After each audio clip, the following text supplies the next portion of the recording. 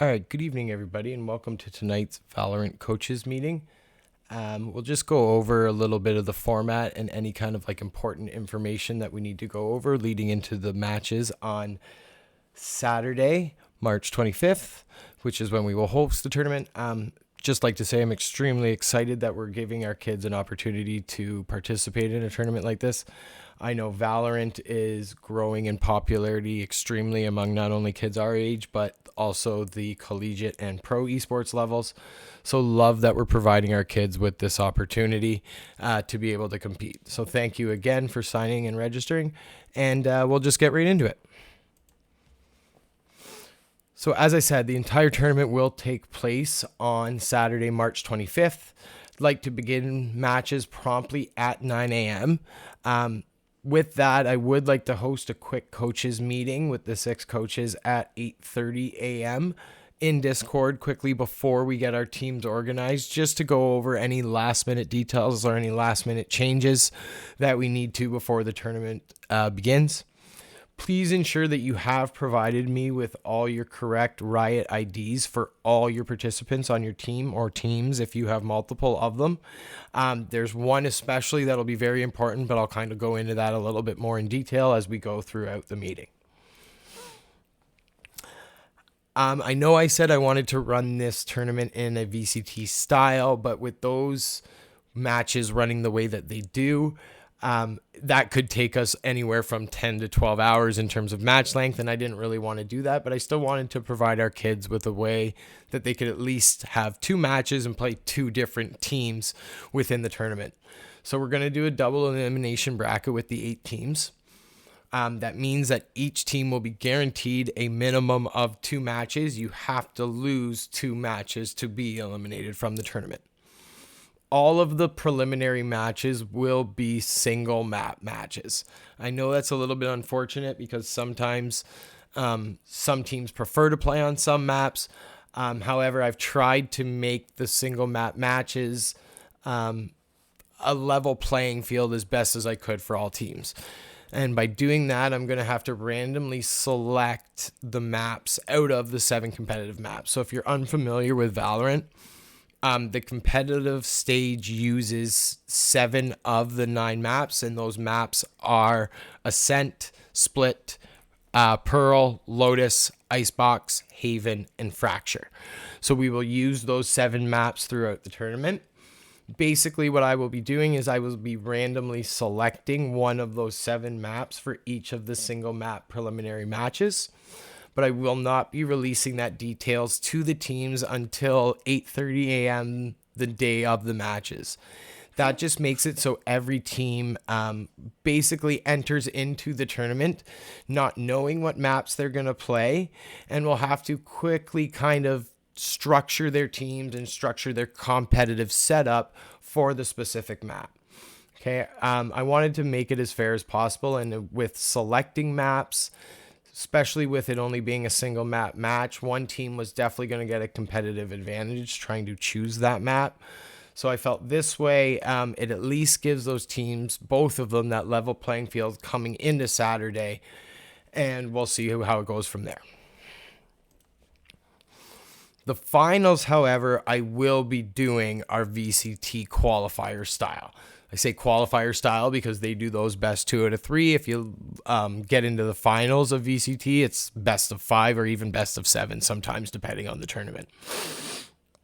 Okay, our finals will be streamed with shoutcasters. I'm really proud to say I actually have 2 alumni from my school who are being gracious enough to come back and shoutcast for us. They really don't have very much experience shoutcasting, but they are experienced Valorant players, and I just wanted someone who would be able to talk about the gameplay itself. So I'm really happy that they're coming back for that. And we will be using, basically, there's like a map veto selection website to select the matches for that map, or for the maps for that match, sorry. If the team from the losing bracket wins, so because it's a double elimination tournament, right, you move down to that loser bracket, and that always gives you that opportunity to get back up into that championship bracket to compete in the championship final. So if you're that that team in the loser bracket, and let's say you win the best 2 out of 3 match against the winner, that is not going to mean that you're the overall champion of this tournament. Because it's a double elimination tournament, that team in the winner bracket has not actually lost a match yet. So that will be their first loss. And what we will do is we will do a one map, single map, winner take all, best of 1 map for the championship. Again, I will basically randomly select the map.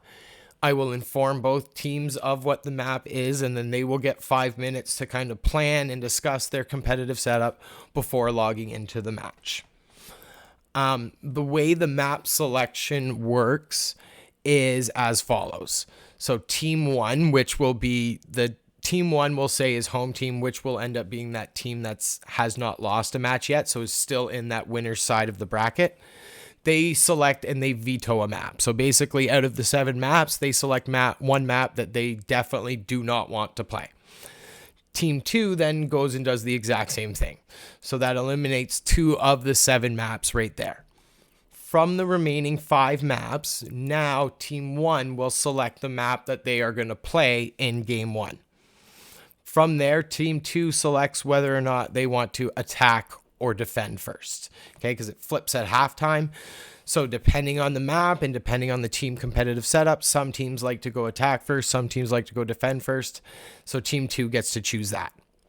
Then after that selection has been made, so that leaves 4 maps left for team 2 to select from, and they will select the map that they play for game 2.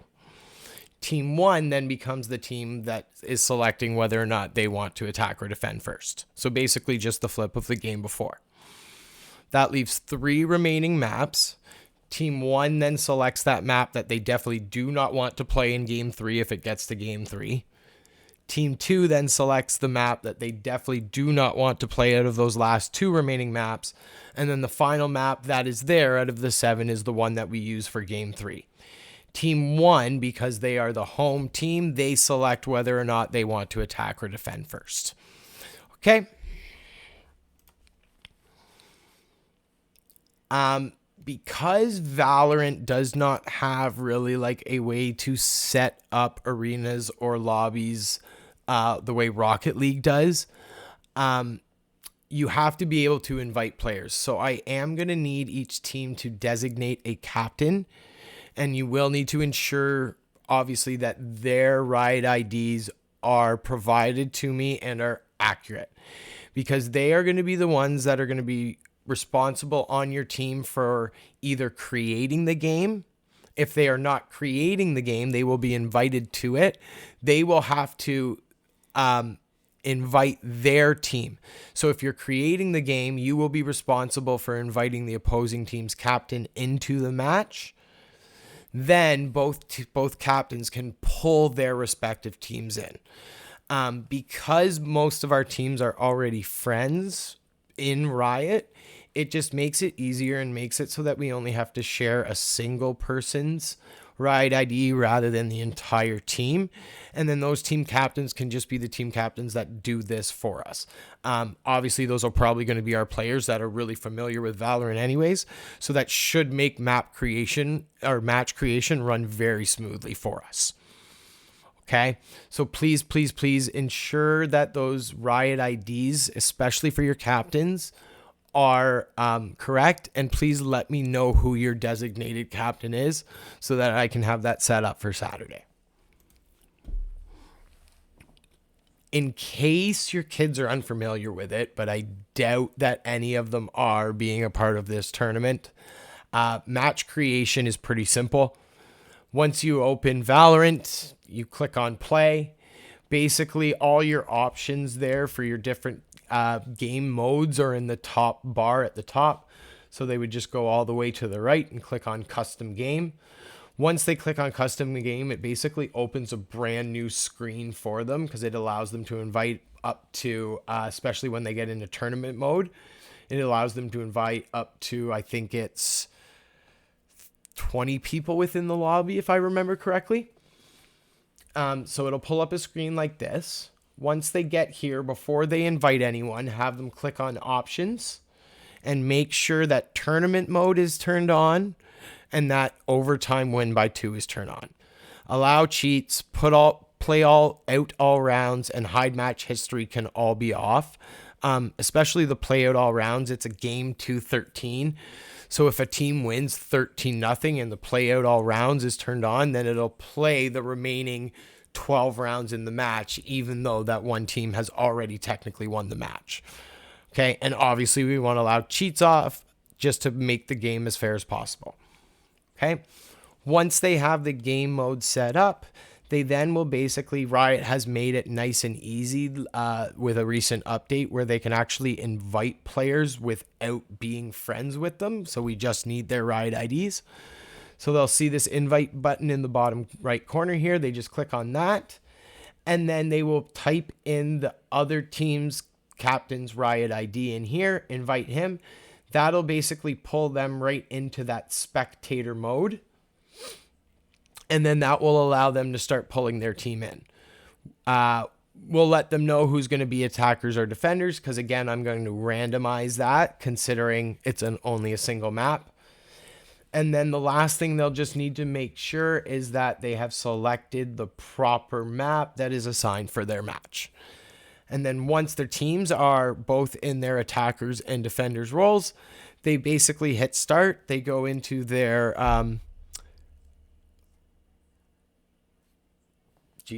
character selection. And then from there, it logs them right into the game once everyone has confirmed their character selection. Okay.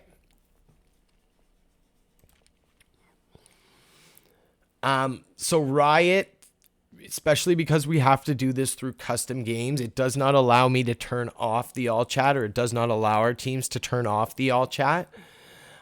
So there is two options for the typing chat in Valorant. There's what's called an all chat, where all 10 players or anyone within the lobby would be able to see what's being typed. And then there is a team chat, which only allows your team to see what you're typing. Okay, so I obviously encourage team chat. I think most of our teams are probably going to be in voice calls with each other anyways, because that is a very crucial part of Valorant, is being able to call out and communicate with each other quickly. But for the all chat option, please ask your teams to refrain from using it. There is 4 times when I say that they can use it, just because I think this promotes good sportsmanship amongst all teams. If they want to wish each other good luck, have fun at the beginning of the match, I'm totally fine with that. If it was a really close half and they want to wish each other a good half at halftime, then they can do that. And then obviously a GG at the end of the game to promote that that good sportsmanship. And then the last thing that they can use all chat for, which I'll go into a little bit further when we get into connectivity issues, is to report a connection issue. Again, that's going to be the team captains only that do that. Okay. So for connection issues, the beauty of running this in Valorant custom games is we do actually have an ability to pause the timer and pause the game. So players who get disconnected during a game, we're obviously going to allow them to reconnect, because this game, if it's a 5v4 for a prolonged amount of time, one team is definitely at a competitive disadvantage. Okay, so we want to give all teams the opportunity to log in, and we know that those connection issues can arise, and they probably will arise at some points.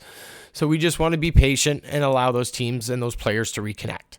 So if a player from your team does disconnect, the team captain, because anyone can actually do this within the custom games, but we're going to make this for the responsibility of the team captains. They can actually go in and then pause the timer right away. So as soon as they realize one of the players from their team has been disconnected, go up and pause the timer. To do that, they literally just click their escape button, and it'll open up the menu. They'll see settings, cheats, and then the pause timer will be right there, and they just click on it and it automatically stops the time. As soon as they do that, just have them write connection issues in all chat, and then the other team knows that's exactly why the timer's been paused. Okay?